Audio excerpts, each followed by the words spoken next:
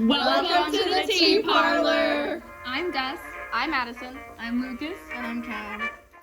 Sorry to interrupt your playing of the Tea Parlor, but I'm here to tell you the sponsor of today's episode, Gatsby himself.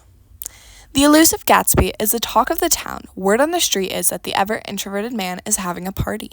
Come on down to West Egg and meet the man behind the gatherings that even have your boss impressed. This Wednesday, May 29th, Gatsby is throwing a party and you're invited to 235 Middle Neck Road in Sands Point, New York, to meet the infamous Gatsby. Now back to your playing of the Tea Parlor. So let's get started, and I'm going to quickly run through the plot summary of the book.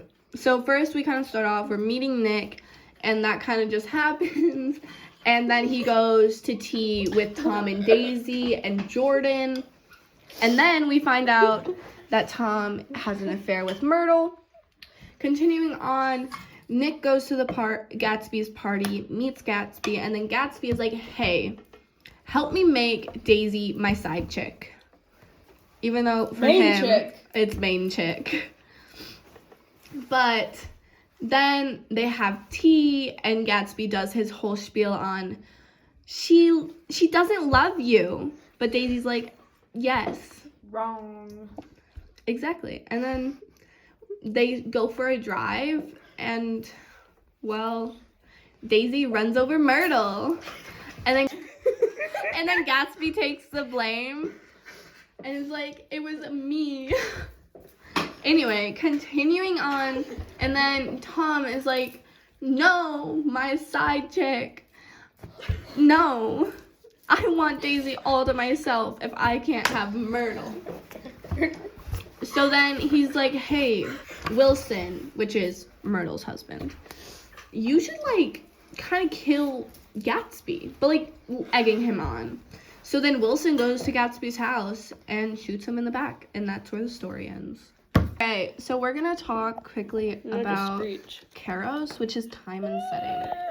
1920s, it the is. golden age, or whatever. It is. No, the roaring 20s, the roaring 20s. The Roaring 20s. I'm pretty sure they didn't have scene kids back then, guys. Sorry. But anyway, the 1920s is called the golden age, the roaring 20s because the World War I just ended, and so it's just a bunch of celebrating nationalism, all that type of stuff. But anyway, the fact that it is the Roaring 20s plays a significant role because, so Nick goes to New York because of stocks, which is very important of the time, and with the Roaring 20s, it's also a good time for a bunch of parties and extravagance like Gatsby's, and it pretty much just, the culture, and we got a background noise, the culture and just the time definitely plays a lot into how the society is structured and how everything falls into place. Let's quickly talk about our settings. Like, one of the main places is Gatsby's house. It's described very well. It's also like he has a pool in the back, and that comes up a lot, and it's talked about that. There's Nick's house, which I feel like isn't shown a lot, but It's definitely not talked about. Yeah. Honestly, that might have something to do with the unreliable narrator, because we don't see him as a person, we just see him as a vessel of information. Mm-hmm. But I do feel like it's important because that's when the tea party happens, and Gatsby's like, you don't love him. Yeah. You never did. Honestly, his house is, again, like, just a vessel. It's like a prop A means in to that society. Yeah. I also feel like Gatsby's car is brought up quite a bit, and I know it's not really a setting, but it does happen. Right. And he's like, hey, take my car. Right. Hey, let's go for a drive. Let's go for a little ride, sugar So, baby. yeah. Is there any other settings that you guys feel are important? Nick's house. We talked. Oh. I'm sorry. All good. Did we end up talking about, was it Myrtle's house? Myrtle's house? What? Because The secret apartment that they share. Yeah, because it's not really, like, it's not a main place, but it's an important part of the story because that's where like we meet Myrtle. Yeah, that's where we meet Myrtle. Right. Right. We get a sense of everything that's really going on behind the scenes, and it's almost like a window into like finding out all the secrets of the people that are supposed to be doing like good for themselves and stuff, and they end up just getting drunk. All right, so I guess let's go into structure of the text. Well, I mean, this book is pretty cut and dry with how it's structured. I mean, it's basic paragraph form, no little leaves or anything to separate the settings of where it is and stuff. But I guess what makes it different from other books is the fact that... Sorry, breath break. You're good. Is the fact that at the beginning of every new chapter, it says chapter blank, and then under it, it has a little diamond, and that's really the only, I guess, separation we see, besides, like, actual paragraphs and stuff. The paragraphs do vary with size based on, like, the actual part and why. Like, paragraphs are obviously going to be shorter if it's dialogue filled and it's, you know, simple like that, but there are, like, longer paragraphs, especially when, like, Nick feels the need to detail everything. Like, I feel like the introduction to Gatsby's party is very long paragraphs because he's just taking in all of what that society has to offer. And honestly, the little leaf things, what are they called? I don't know what they're called in books, but the things that are diamond shaped, I honestly think that also is a little homage, I guess, to the Roaring Twenties because of how glamorous and pearly it seemed to be. Like, even if that wasn't what was truly happening, but on the surface it was very glamorous. I do think that it'd be really cool if, like, with the whole thing with, like, Gatsby and stuff, like, what if, like, the diamonds started off, like, super pretty and, like, pristine and unharmed, and then as we start to learn more about Gatsby's past and how flawed he is and, like, everything just starts coming undone, the diamonds start to come undone, too, and they start to break and crack. Oh, I wish that imagery would have been shown here, but honestly, it brings it back to what we said about the pearls and how that's her spirit breaking. I think that'd be pretty cool to add, maybe in later editions.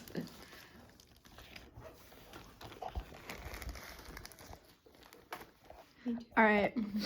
So another thing I kind of found interesting, I know this book was made, like, it's old, it's a classic, so, you know, but it's using Roman numerals, which kind of makes it hard to figure out what chapter we're in once you get past, like, 5. Ever. Imagine not knowing Roman numerals. Well, That's I know. literally I just get embarrassing. confused. Weren't we talking about this, Des, last episode before we started? How you didn't know if it was 6 or 7? So what chapter is this? It does make it a little. Yeah, it makes it a little confusing. But that is something that is used for each chapter, which is something interesting to the text. I mean, it also does kind of, like you were saying, it shows how old it is, because, like, in grandfather clocks are, like, really old clocks. They don't go by numbers. They go by Roman numerals. They go by numbers, but they don't. Right. They go by Roman numerals instead of numbers. Yeah. Sorry. I feel like I'm talking a lot. I don't mean to talk a lot. You're just good. Des, do you want to make some points? What's next? Is this the cap to my Knicks jumbo? Anyway. I've been looking for that for forever. Anyways. Sorry, guys. I just felt like making a point. You're funny. For anyone who doesn't know, because I kind of want to keep this in, Lucas was just pointing after I said, do you want to make a point? No, I was making a really good point. Yeah, as you're pointing still. Okay, anyways. She found food. I found granola bar. Oh my gosh. Okay, anyways. So I want to talk about obstacles, Loki. Okay. So, An obstacle that we see in the story that comes up a lot is Gatsby and Daisy's love. Like, they can't ever love each other publicly, right? Even if Daisy got divorced, that would still be very much taboo. Like, if she got divorced with him and she spoke about it like the next day, like, oh yeah, I'm in love with Gatsby, right? I'm saying this as an example, she'd be called a whore. You know what I mean? She would. She'd be called a hussy. Sorry. Again, as examples, I don't actually mean those words. But, you know. Okay, so speaking of the fact that Daisy can't like just divorce Tom and be with Gatsby, whether that be because of morally she loves Tom or whatever. But I believe it was Tom who said to Nick that he and Daisy couldn't get divorced even if they wanted to because Daisy's Catholic and so she would never want to get divorced. And in Nick's inner monologue, he literally said, "Oh, that was a weird comment. Daisy's not Catholic." So honestly, that's just, I guess that's talking more about how Tom is such a control freak and in society, about how he forces the society to like think of what Daisy is. Yes. Oh my gosh. Okay. And then also, I'm so mortified. I haven't been including text evidence with my points. So anyways, I have this. So on page 114, Gatsby is talking about firing his servants, right? Nick is like, why'd you fire your servants, right? And Gatsby's like, I fired them because Daisy's coming over more and I don't want those little rats gossiping. And I feel like that really shows how much they can't, I think that really shows how much they can't show their love for each other, because it's like, I fired an entire litany of servants who know that you're fooling around with me, right? I fired them for you, right? Which is, it's kind of romantic in a delusional Gatsby sense, but for me, literally, oh my gosh, as always, finish last. stop! That's so Gatsby. Oh my gosh. No, babe. it's so Tom. She has Okay. bad taste. She has bad taste. Simple as Literally, that. it is both of them in like different ways. You know what I mean? Same person, different fonts. Yeah. They can't really be together at all, and it's horrible. It's not horrible, actually. It's just the effect of society weighing down on them. And with page 114, I hear you fired all your servants. I wanted someone who wouldn't gossip. Daisy comes over quite often in the afternoons. So the whole caravansary had fallen in like a card house at the disapproval in her eyes. So he can't really, He doesn't know how to connect with her. he doesn't. Again, this goes into what we were talking about last time, was he doesn't see Daisy as a person. He sees her as a tool, not a tool, as a fantasy. as a means to an end, you know? Like, I want to grow old with you, and because that's what I want, I'm going to. And Daisy's like, this was my dream when I was younger, but like, I actually really have everything that I want now. Like, yeah, Tom's cheating on me, but I killed his affair, so like, who cares at this point? Water under the bridge. But like, yeah, I don't know. It's just, yeah, that's a major obstacle that I noticed, is that they can't ever show their love for each other. And I feel like an obstacle that Nick has is really like not getting into the private rich life, but understanding it. We see him like be this like clueless guy. He's like, I actually have morals. I don't know about you guys, but I'm not willing to sell drugs for something. I wanted to talk about voice, because I feel like the way that the author F. Scott Fitzgerald writes is so strange. Like, It's funky. it's really, like, it's serious, but it's almost comedic with how serious some of the lines are. And especially with, like, being the 1920s, like, some of the stuff that they say is, like, so out of the blue and, like, crazy. And he'll just write, so this is that. And, yeah. What? An example of this. Stop. Is she from New York? I asked quickly. From Louisville. Our white girlhood was passed together there. Our beautiful white... Did you give Nick a little heart-to-heart talk on the veranda? Demanded Tom suddenly. Did I? She looked at me. I can't seem to remember, but I think we talked about the Nordic race. white people. Why? He just, like, He's so blunt with it. yeah, like, Fitzgerald just makes the characters, especially Tom, so blunt with talking about race. And, like, even the narration of Nick when he and Gatsby were in the car and they were on, like, the road and they saw 3 black people, like, the use of language that he used was insane.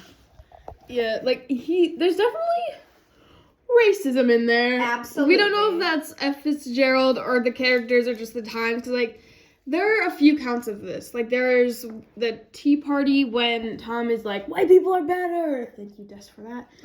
But and there's like another time when they kept talking about this Jewish guy and how big his nose was. Oh, yeah. There's just a lot of uncomfortability. And, like, I guess, you know, it's like how they always say, like, art is supposed to comfort the disturbed and disturb the comforted, but this isn't that type of This isn't art. This isn't art. This isn't art. And there have even been, like, 3 or 4 instances where F. Scott Fitzgerald uses the, term for Black and Spanish. Just to wrap it up, I just feel like this book is... it's definitely a read that takes a second to get a grasp of because of how different the language is with the time eras and stuff. And I just feel like it's so unserious in a serious way. So I'm looking through and I'm trying to find some text evidence because I had some. And I'm looking through, and one of our things was like Wolfsheim Pharmaceutical. Yeah, because like Wolfsheim was brought up earlier and was like made in reference to, and then we learned later that Gatsby's former drug boss was Wolfsheim. Yeah, I don't know where that page is, but I want to talk about him because on page 72, they're talking, and so they're having coffee, him and Gatsby, Mr. Wolfsheim and Gatsby, and they're talking, and then someone asked Gatsby, like, who is he? Anyhow, an actor? I'm pretty sure this is one of his servants. And he's like, no. And they're like, a dentist? And he's like, Meyer Wolfsheim. No, he's a gambler. He's the man who fixed the World Series back in 1919. Oh, he's talking to Nick. Oops. So then I'm like, okay, that's weird. He's a gambler. And then we find out, like, later on that he's, like, drug person, you know? So then Drug dealer? Yeah, drug person. So then we go to page 114, and Wolfsheim comes up again. And Gatsby says, there's some people Wolfsheim wanted to do something for. They're all brothers and sisters. They used to run a small hotel. Which is kind of strange, because, like, if he's a drug dealer.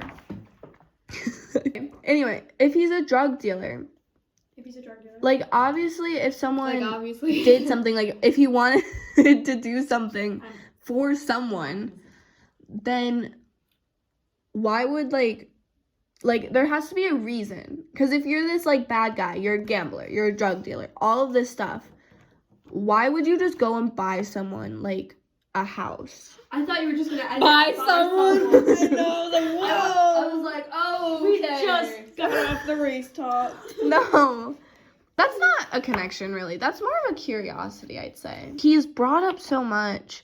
And, like, if Gatsby's out of the run with drugs, okay, because I'm assuming he is, in this sense, then why would Gatsby be with Mr. Wolfsheim having coffee? That seems kind of weird, unless, like, you owed him money or something. Right.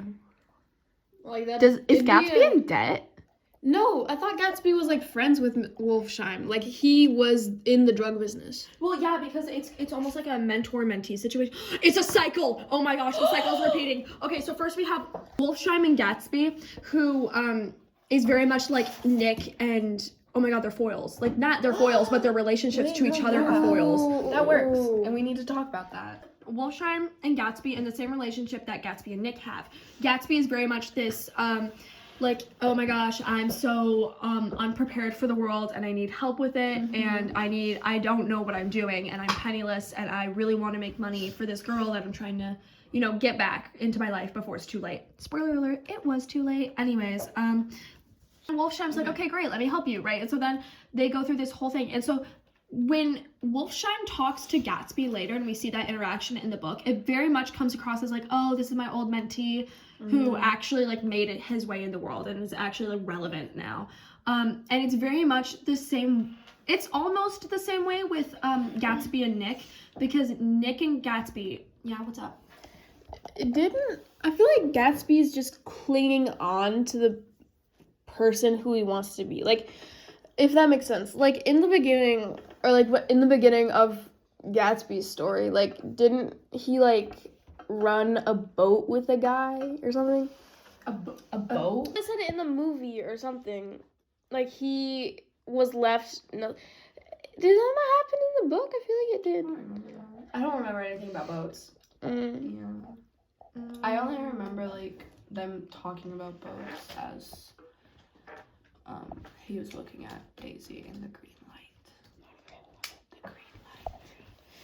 But I feel like Gatsby's definitely like a user of people, not drugs, but maybe drugs. But like he used Wolfsheim to learn, and now he's using he's using Nick to get to Daisy. And he's using Daisy to get to himself, like his own dream. Oh my god, we know that happened in chapter 6. No, you were right, that did happen. Yeah! Going back, on chapter 6. That's when we see the metamorphosis of him turning into Gatsby. Like, he gives out his name as Jay Gatsby, even though that's not what his name is. His name is Gats. And that's such a stretch. I'm Gats. Like, But let's go back on that cycle now that we know I'm right. Okay, but anyway, so Gatsby was like this intern or whatever, like worked on this boat with this guy Dan Cody. Okay, so Gatsby worked on Dan Cody's boat as like just like a helper. I think he was like one of the only workers there, but when Dan Cody died, he wasn't given the boat, so he got nothing for those years and years of working. And honestly, he was left just where he started.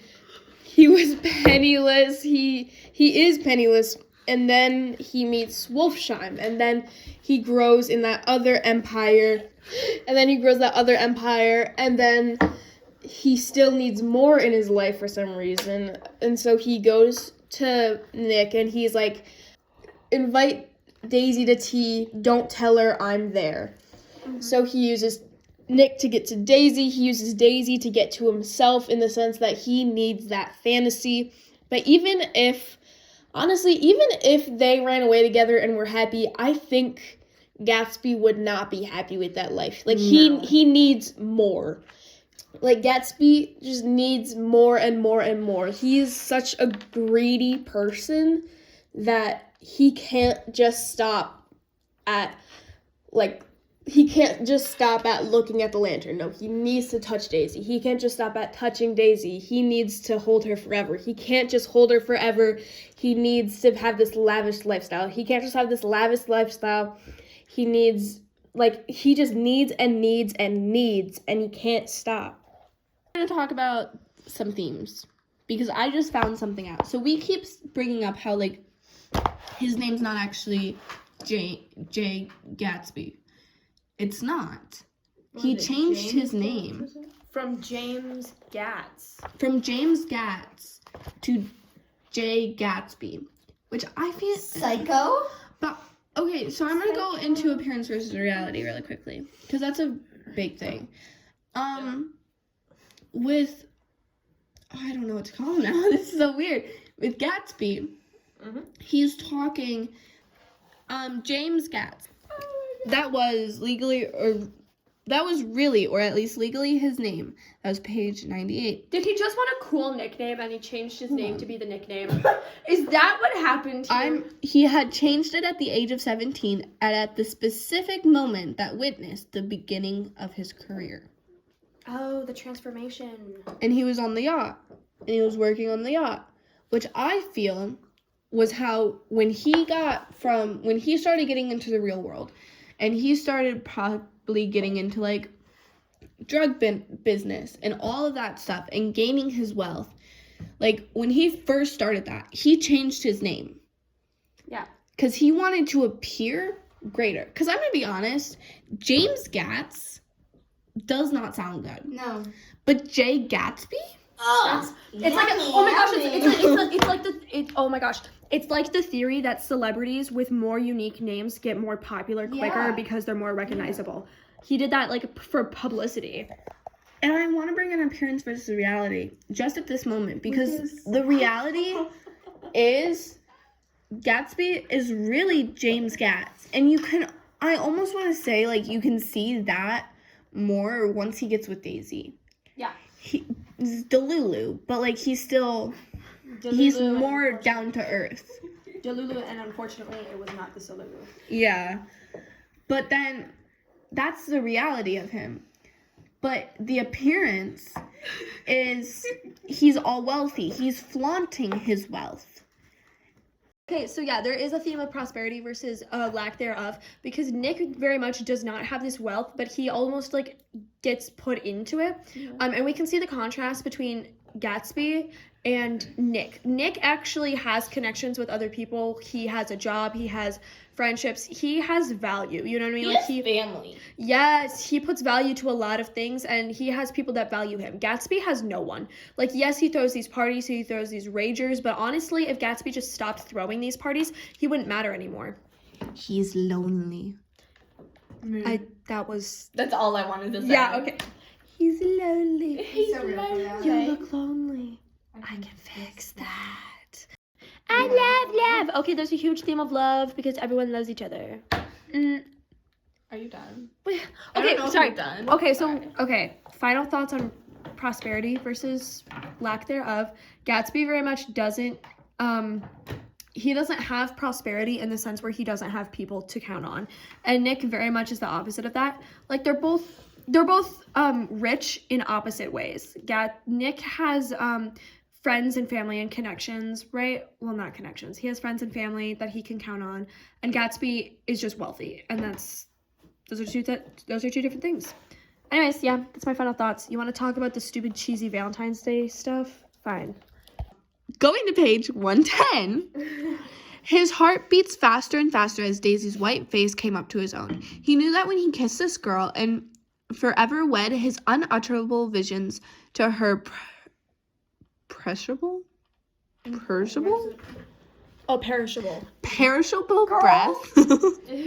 I can't read. Yeah, I know.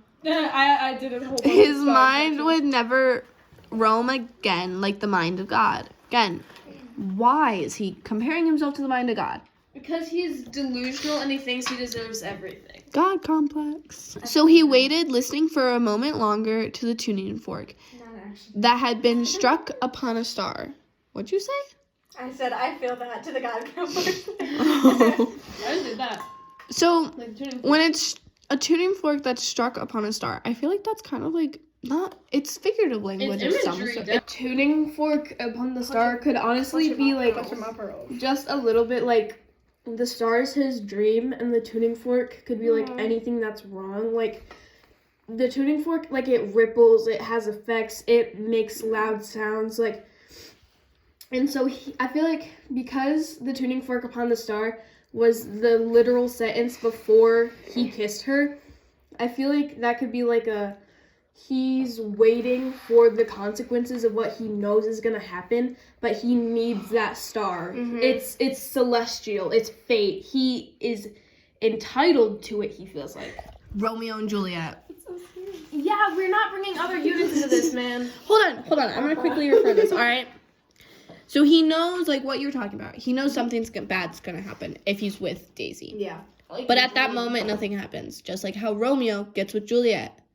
And then at the end, Romeo dies. Gatsby dies. That was really loud. Okay, anyway, continuing on.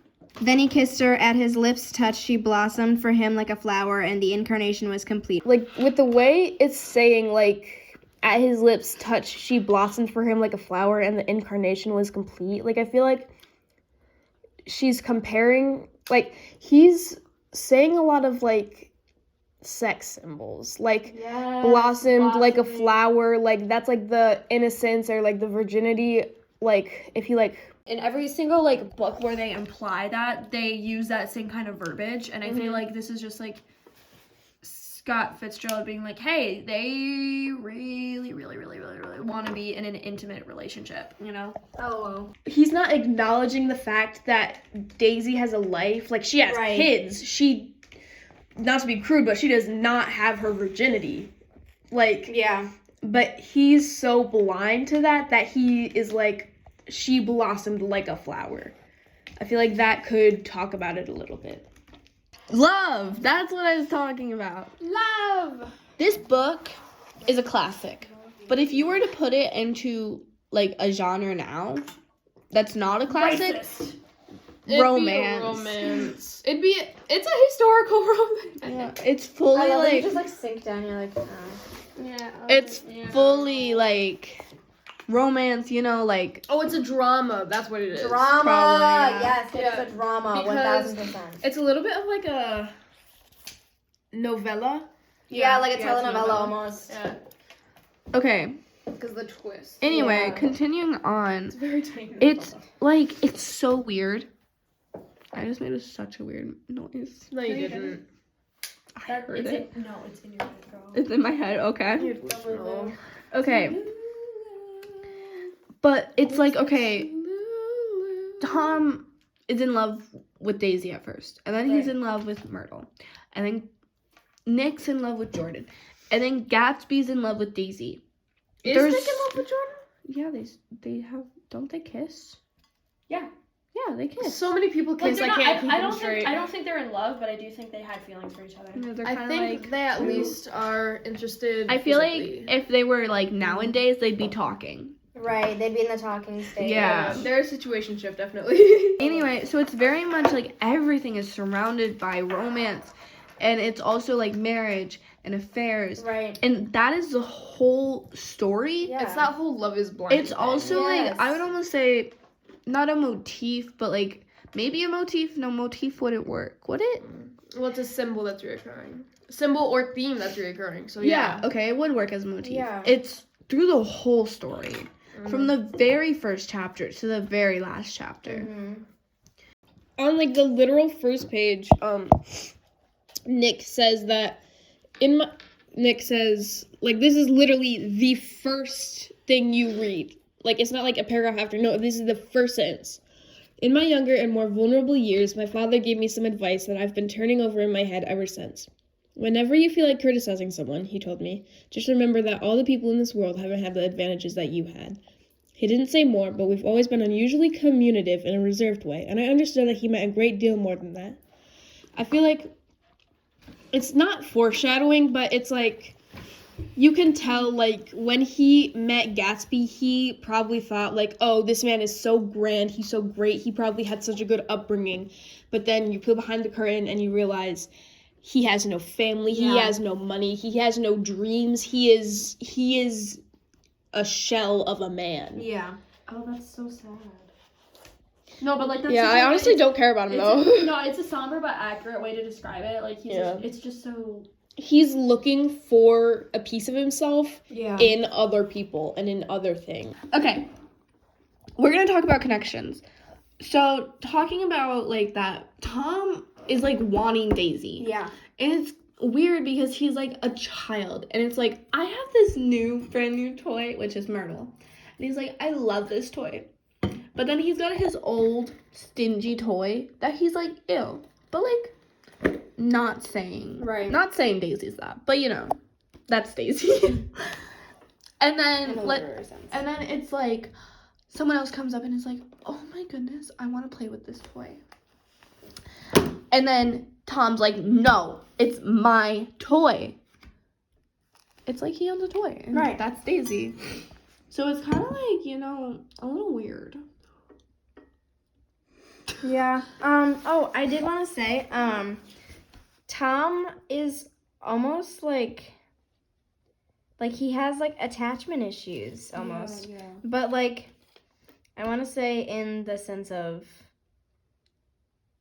oh, like, you know how Yes. that like one trope that's like you don't know what you have until you lose it. Yeah. Like I feel like it's like that. Like he has attachment issues in that sense. It's kind of like you take for granted what you have, and Yeah. then once it's gone, you realize how much you needed it. Exactly. Like he's had Daisy for so long, and then he just got bored of her, and then he was like, you know what, Myrtle, come over here, baby girl. And then he was like, But then, oh, yeah. you died. And then also when Daisy. Gatsby is like, hey, Daisy, I love you. Right. And Daisy's like, well, my husband doesn't love me. I'll love you. And it's that whole thing. Yeah. And then Tom's like, no, you're coming with me, baby girl. Exactly. Like, That what? was Yeah.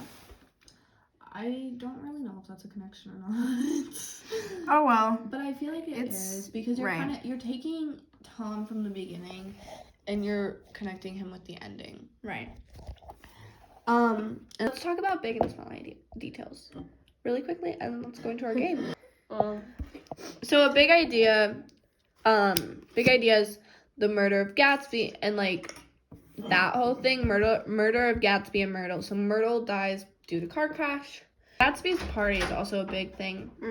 And something that I find weird is that like everyone just shows up. Right. How did that start? Like how does that start? Like why would that happen? If Nick is the first one ever to get invited to a party, then how did that start? And like how do you do that every weekend? Like Saturday, Sunday, how do you do that week after week with such grandeur? And he's not even that rich. Okay. Oh, I noticed one thing. If he's so broke, which we find out later. Who are we talking about? Gatsby. Okay, Gatsby. If he's so broke, how does he get all of the alcohol? Like, literally, oh yeah, because in the 1920s they were going through an alcohol ban, so alcohol was like 9 Right. times as more expensive. Right? It was so expensive, and he's supposed to be broke, but he has alcohol for several days worth for enough people For, to like, fill his thousands. entire house. Like, yeah, he's like a druggie, but even then, you don't get to keep that much. And like he was in that business, now he's out of it. So how is he making? What's his income? Investment? I don't know. I don't know if that's really a big thing back then. Stocks were a big thing. Stocks. You could make a lot with stocks. He probably went into the drug business and then went into stocks with that money. So then some small details that we found kind of important were like Gatsby making his wealth via selling drugs, and then also when Tom is talking to Wilson and egging him on and kind of making him like more mad, and like Wilson doesn't know Myrtle was in an affair. Okay, anyway. Professionalism is real. Yeah. But then when Tom is egging Wilson on and kind of like, don't, like, Gatsby killed your wife. When Wilson doesn't know that Tom was having an affair with Myrtle. So it's like, that's so messed up. There's some hot holes in there. Yeah, there are. Well, how was Wilson related to Myrtle? Wife. Marriage. Marriage? Okay, Yeah. that's They at were first married. I thought that he was like a henchman, but like almost like a pet, but like Oh, like a. That's how he acts. yeah. Yeah, he acts like a butler. Yeah, it's like a pet. He's very like, happy wife, happy life. Yeah. And then dead wife, dead. Just dead it. Well, there is no happy life, happy wife, because the reason she died was because they were having such an argument to where she felt like she needed to run out of the house. That's true. That is true. So he's not. He probably just He's feels not the pristine. guilt of it. Time for the end of the episode game. We are going to be saying stereotypes that refer to the characters and guessing what the stereotype is. Cal, you want to go first? Okay. Do I? Yeah. Okay. Cupcat. Daisy. Yes. Yes. Draw me like one of your French girls. Jordan. Yes, Jordan. I thought Okay. that was gonna be Gatsby. Well, Same movie. Like innocent shy girl. Is it Shy Girl Myrtle? No. Innocent shy girl? Okay, how they act, not who they actually are, but how they act. Nick. No. Tom? No. Innocent shy girl? Daisy. And That's for not her at all. hold on, one reason and one reason only. When she's like, a girl's gotta be dumb and stupid. She's been. But she's not dumb and Yeah. stupid. I know. That was a just silly like- one. okay. The other woman Joanna. will always cry herself to sleep. The other woman. I think it's Myrtle. It's Myrtle. Yes. That's kind of it. That was kind of lame, but you know. I'm gonna say 3 out of 5 stars. Just wasn't that entertaining, but like Daisy and stuff. Love Jordan. She's my favorite. I'm a Jordan girly. Yeah. Definitely also a Jordan person, but Daisy's a queen. I'm going to rate the book about like maybe a 2.5 because it was very hard to get through. Very. I hate this book. I can't do it, bro. This book has made me want to tear my eyes out, made me want to rip off my hair. It made me want to go through so many post-breakup lifestyle physical changes. I wanted to cut my hair, split diet with streaks. I wanted to change my style, get new music taste. This book was so bad that I do not think it should be considered a classic, and I do not think that we should be sad that it's considered a banned book in the U.S. because this doesn't even. It's a banned book in the U.S. Yeah, it's just yapping to yap. It's not talking. There's no point. It's like Napoleon Dynamite, but in a book, and I hate it. Yeah. So, Anyways, how 0? many? Negative 3,000. I can't do it. Okay. I'd probably just give it a 3 out of 5. I didn't mind it. My favorite character. Was Jordan. They're having a mental breakdown over there. Dude. Okay, Too guys. much. See you guys next time. Bye.